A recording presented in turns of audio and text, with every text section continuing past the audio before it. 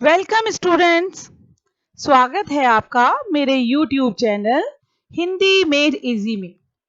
और आज मैं जिस विषय के साथ आपके सामने आई हूं वो है वाच्य। अगर सरल रूप से देखें तो मैंने अगर कोई बात कही है तो दूसरा जो उसको सुनकर किसी और को बताएगा तो वहां कही हुई बात परिवर्तन हो जाएगी। तो वाच्य क्या होता है देखते हैं।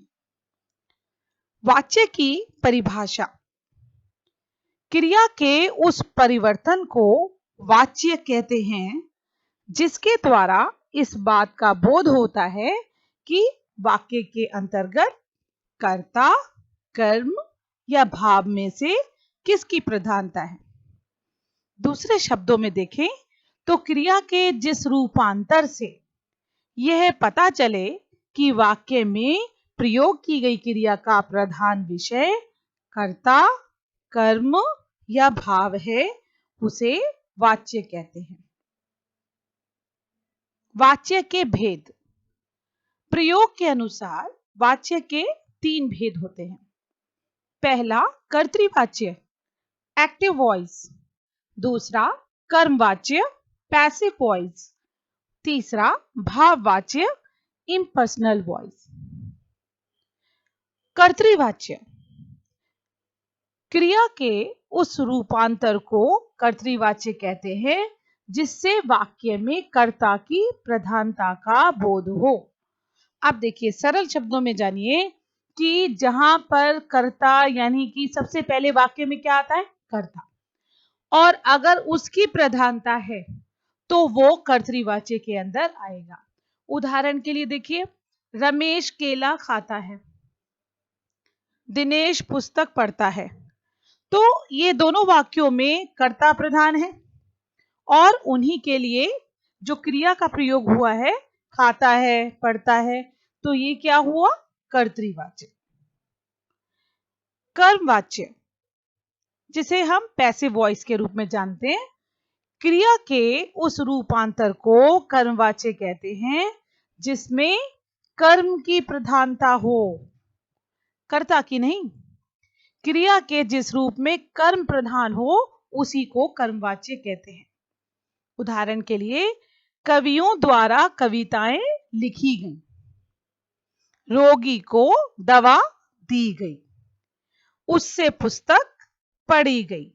तो ये तीनों वाक्यों में कर्म प्रधान है और उन्हीं के लिए लिखी गई, दी गई, पढ़ी गई, इस तरह क्रियाओं का विधान हुआ है और यहाँ कर्मवाच्य है। यहाँ क्रियाएं कर्ता के अनुसार रूपांतरित ना होकर यानी अपना रूप ना बदलकर कर्म के अनुसार बदली हैं। तो यहाँ ध्यान देने की क्या बात है कि अंग्रेजी की तरह हिंदी में कर्ता के रहते हुए कर्मवाच्य का प्रयोग नहीं होता। जैसे मैं दूध पीता हूं के स्थान पर मुझसे दूध पिया जाता है, ये लिखना गलत है। हाँ, निषेध के अर्थ में अगर हम ये लिखा जा सकता है, मुझसे पत्र लिखा नहीं जाता, उससे पढ़ा नहीं जाता।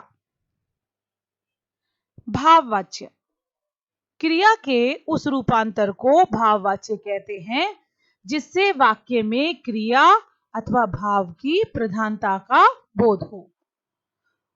उदाहरण के लिए, मोहन से टहला भी नहीं जाता, मुझसे उठा नहीं जाता, धूप में चला नहीं जाता।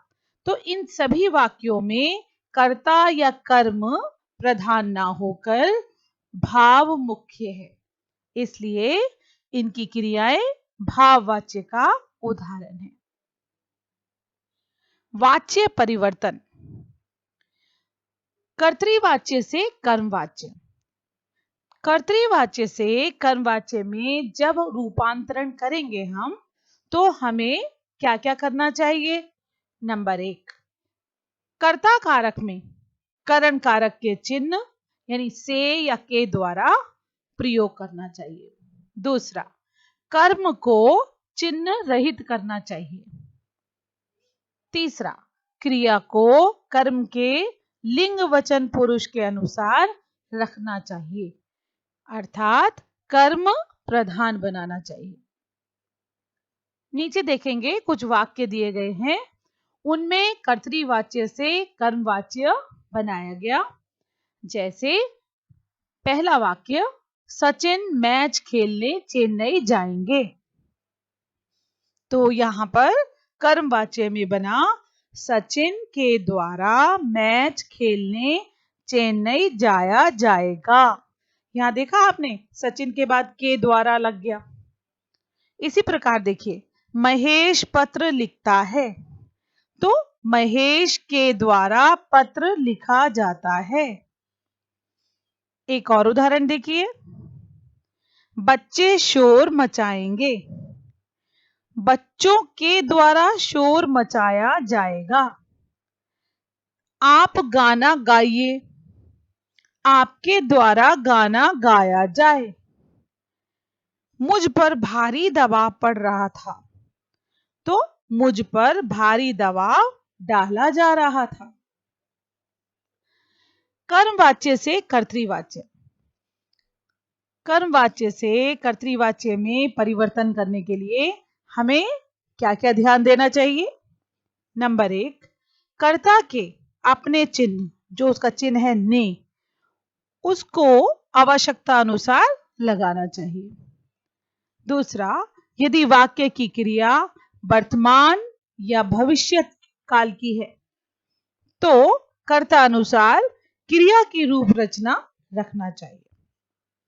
तीसरा देखिए, भूतकाल की सकर्मक क्रिया रहने पर कर्म के लिंग वचन के अनुसार क्रिया को रखना चाहिए। अब देखिए, नीचे कुछ उदाहरण दिए जा रहे हैं जिसमें कर्तृवाच्य और कर्मवाच्य यहां पर बताया जाएगा।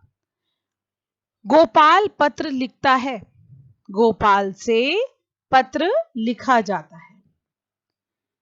मैं यह वजन उठा नहीं पाऊंगा, मुझसे यह वजन नहीं उठाया जाएगा। मजदूर पत्थर नहीं तोड़ रहे, मजदूरों से पत्थर नहीं तोड़े जा रहे। कर्तृवाच्य से भाववाच्य। कर्तृवाच्य से भाववाच्य में परिवर्तन करने के लिए निम्नलिखित बातों का ध्यान रखना चाहिए। नंबर 1, कर्ता के साथ से या के द्वारा चिन्ह लगाकर उसे गौण किया जाता है। नंबर 2, मुख्य क्रिया को सामान्य क्रिया और अन्य पुरुष पुल्लिंग एकवचन में स्वतंत्र रूप से रखा जाता है। भाववाच्य में प्रायः अकर्मक क्रियाओं का ही प्रयोग। अब देखिए, नीचे कुछ उदाहरण दिए जा रहे हैं, जैसे गर्मियों में लोग खूब नहाते हैं, गर्मियों में लोगों से खूब नहाया जाता है। दूसरा उदाहरण देखिए, सलोनी नहीं हंसती, सलोनी से हंसा नहीं जाता। यह हंसना क्या है? भाव। इसी प्रकार, वे गा नहीं सकते, उनसे गाया नहीं जाता, तो यहां पर भी गाना। इसके आगे देखिए, चलो अब सोते हैं, चलो अब सोया जाए। वाच्य के प्रयोग। वाक्य में क्रिया के लिंग, वचन और पुरुष का अध्ययन प्रयोग कहलाता है। ऐसा देखा जाता है कि वाक्य की क्रिया का लिंग, वचन एवं पुरुष कभी कर्ता के लिंग, वचन और पुरुष के अनुसार होता है, तो कभी कर्म के लिंग, वचन, पुरुष के अनुसार। लेकिन कभी कभी वाक्य की क्रिया कर्ता और कर्म के अनुसार ना होकर एक वचन, पुल्लिंग तथा अन्य पुरुष होती है। ये ही प्रयोग हैं। प्रयोग के प्रकार। प्रयोग 3 प्रकार के होते हैं। पहला कर्तरी प्रयोग, दूसरा कर्मणी प्रयोग और तीसरा भावे प्रयोग। कर्तरी प्रयोग, ये कर्तरी प्रयोग क्या होता है? जब वाक्य की क्रिया के लिंग, वचन और पुरुष कर्ता के लिंग वचन और पुरुष के अनुसार हो तो उसे कर्तरी प्रयोग कहते हैं। जैसे रोहन खाना खाता है, लड़कियां पुस्तकें पढ़ेंगी। तो पहले वाक्य में देखिए, खाता क्रिया, कर्ता पवन के अनुसार, अन्य पुरुष पुल्लिंग और एक वचन है। दूसरे वाक्य में लड़कियां पुस्तकें पढ़ेंगी में पढ़ेंगी क्रिया, कर्ता लड़कियों के अनुसार, अन्य पुरुष और स्त्रीलिंग और बहुवचन है। ये दोनों कर्तरी प्रयोग के उदाहरण हैं। दूसरा देखिए, कर्मणी प्रयोग।